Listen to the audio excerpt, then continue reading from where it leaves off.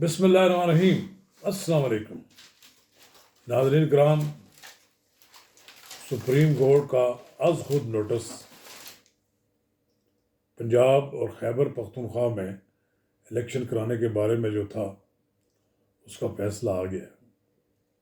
سب کو معلوم ہے کہ سپریم کورٹ نے کہا ہے کہ دونوں صوبوں میں انتخابات 90 دن میں کرائے جائیں۔ یہ 5 رکنی بینچ کا جو فیصلہ ہے اس میں 3-2 کی اکثریت سے فیصلہ سنایا گیا ہے۔ صدر کا KPK اسمبلی میں انتخابات کرانے کی تاریخ کا فیصلہ کالعدم قرار دے دیا گیا ہے، جبکہ سپریم کورٹ نے قرار دیا ہے کہ صدر کا 20 فروری کا آرڈر پنجاب کی حد تک درست ہے۔ اسمبلی گورنر کے حکم کی تعمیل کرے۔ اسمبلی گورنر کے حکم کے ساتھ سے جو تحلیل ہوئی ہے تو انتخابات کی تاریخ دینا بھی گورنر کی ذمہ داری ہے۔ اگر اسمبلی گورنر کے حکم سے تحلیل نہ ہو تو انتخابات دینے کی آئینی ذمہ داری صدر کی ہے۔ ناظرین کرام، قبل اس کے ہم آگے بڑھیں، اگر آپ نے اب تک میرا YouTube چینل نواز رضا کے ساتھ سبسکرائب نہیں کیا تو براہ کرم اسے پوری طور پر سبسکرائب کریں، لائک کریں اور اب آپ کے ساتھ شیئر کریں، اور آئیکن کا وہ بٹن دبانا نہ بھولیے کہ جب ہم ویڈیو لوڈ کریں تو سب سے پہلے آپ کو اطلاع ملے۔ ناظرین کرام، بڑا دلچسپ فیصلہ آیا ہے۔ اس کی حکومت اپنی انٹرپریٹیشن کر رہی ہے اور اپوزیشن اپنی کر رہی ہے۔ فیصلے میں کہا گیا ہے کہ صدر مملکت الیکشن کمیشن سے مشاورت کے بعد پنجاب میں تاریخ دیں۔ الیکشن کمیشن 90 دن کی ڈیڈ لائن پر عمل کرتے ہوئے صدر کو انتخابات کی تاریخ تجویز کرے۔ اگر الیکشن کمیشن 90 دن میں انتخاب نہیں کرا سکتا تو کم سے کم وقت میں انتخابات کی نئی تاریخ تجویز کرے، جبکہ گورنر KPK بھی الیکشن کمیشن سے مشاورت کر کے تاریخ کا اعلان کرے۔ فیصلے میں کہا گیا کہ گورنر KPK نے اسمبلی تحلیل ہونے کے بعد انتخابات کی تاریخ کا اعلان نہ کر کے آئین کی خلاف ورزی کی ہے، اور وفاق کی ذمہ داری ہے کہ انتخابات آئین میں دی گئی مدت میں کرائے۔ نگران حکومتیں الیکشن کمیشن کو انتخابات کے لیے معاونت فرمائیں۔ چیف جسٹس عمر عطا بندیال نے گزشتہ روز محفوظ کیا گیا فیصلہ بدھ کو سنایا۔ سپریم کورٹ نے از خود نوٹس کا تحریر فیصلہ بھی جاری کر دیا ہے۔ فیصلہ 13 صفحات پر مشتمل ہے۔ جسٹس جمال مندوخیل اور جسٹس منصور علی شاہ کے اختلافی نوٹ 2 صفحات پر مشتمل ہے۔ ایک لحاظ سے تو بڑا کلیئر ہے کہ سپریم کورٹ منقسم نظر آئی ہے۔ سپریم کورٹ از خود نوٹس کے بارے میں اس کی رائے بھی یہ تھی کہ اس کو سننا چاہیے یا نہیں سننا چاہیے۔ پوری سپریم کورٹ میں اس میں اختلاف رائے پایا جاتا تھا، لیکن جس تیز رفتاری کے ساتھ سپریم کورٹ نے اس کو ٹیک اپ کیا تو PTI کی مخالف قوتوں نے عدلیہ کی طرف اپنے انگلیاں اٹھائی، اعتراضات اٹھائے، اور 2 جج الگ ہو گئے۔ 2 ججوں پہ اعتراض ہوا۔ پہلے 9 رکنی بینچ تھا، پھر 5 رکنی ہو گیا۔ پھر یہ اعتراض بھی ہوا کہ اس میں جو سینئر جج ہیں ان کو نظر انداز کیا گیا، فل کورٹ نہیں بنائی گئی۔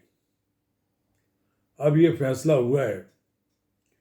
اب بھی نظر یہی آتا ہے کہ حکومت کوئی اپنی تشریح کر رہی ہے اس فیصلے کی، اور اپوزیشن اپنی کوئی تشریح کر رہی ہے۔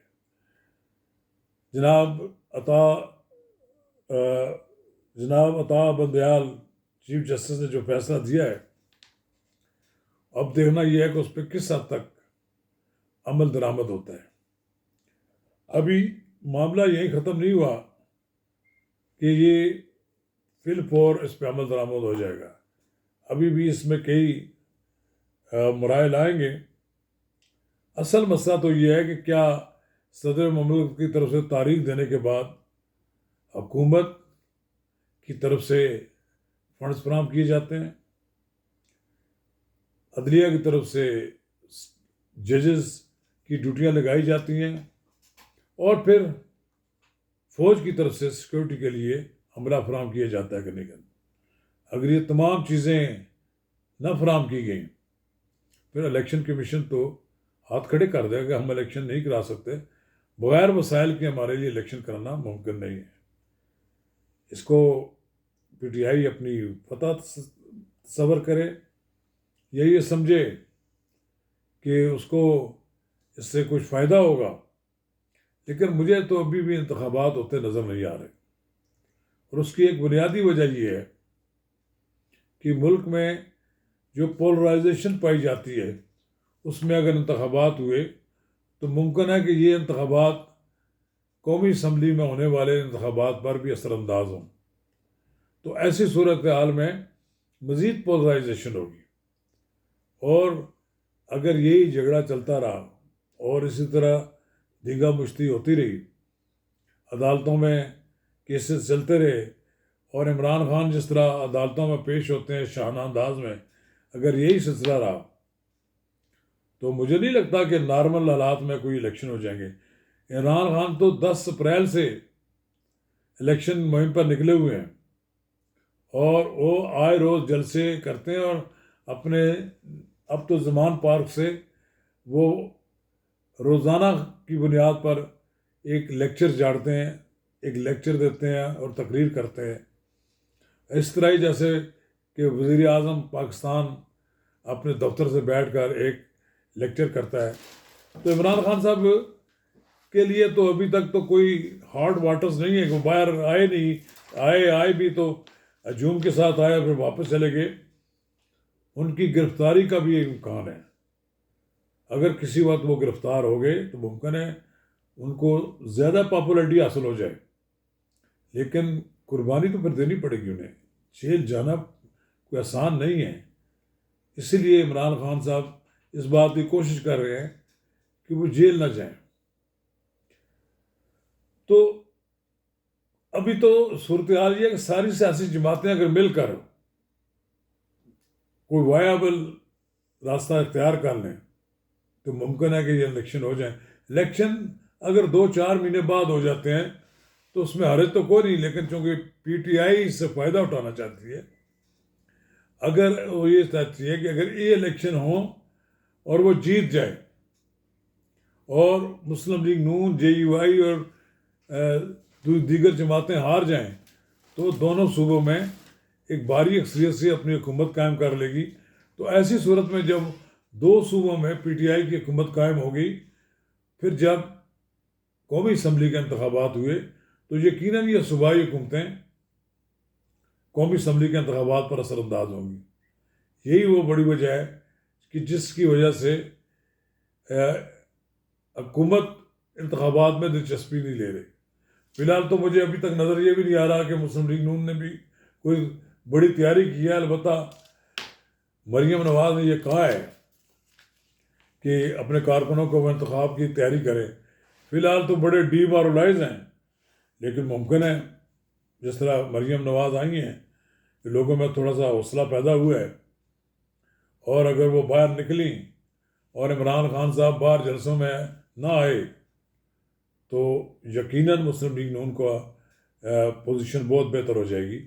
کیونکہ پھر مقابلہ تو یہاں 2 جماعتوں کے لیڈروں کے درمیان ہے نا، اور اگر نواز شریف کو بھی اس دوران پاکستان واپس آنے کا موقع مل گیا پھر تو نقشہ بدل جائے گا. کیونکہ مہنگائی کے سوا اور کوئی چارج شیٹ نہیں ہے اس حکومت کے خلاف، اور مہنگائی کو یہ سمجھانا بڑا مشکل ہے لوگوں کو کہ کس کی وجہ سے یہ مہنگائی پیدا ہوئی. کیا اس میں عمران خان کا کوئی رول نہیں ہے نا؟ جو کام عمران خان اپنے دور میں کر گئے تھے اسی کا تسلسل ہے. یہ ساری آج موجودہ حکومت برداشت کر رہی ہے، اس کو کچھ سجائی نہیں دے رہا، وہ کدھر جائے. چلیے، انٹرسٹنگ یہ ہے کہ یہ فیصلہ جو سپریم کورٹ نے دیا ہے کوئی ایسا فیصلہ ہے کہ جس کی عمل درآمد میں پتہ نہیں کتنی رکاوٹیں پیدا ہو جائیں.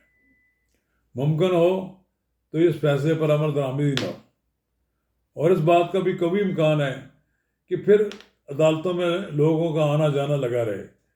اگر یہی سلسلہ رہا تو اس سے تو بہتر تھا کہ پھر قومی اسمبلی اور صوبائی اسمبلیوں کے انتخابات ایک ہی تاریخ کو منعقد کرنے کا فیصلہ دے دیا جاتا تو شاید صورتحال بہتر ہو جاتی. شکریہ.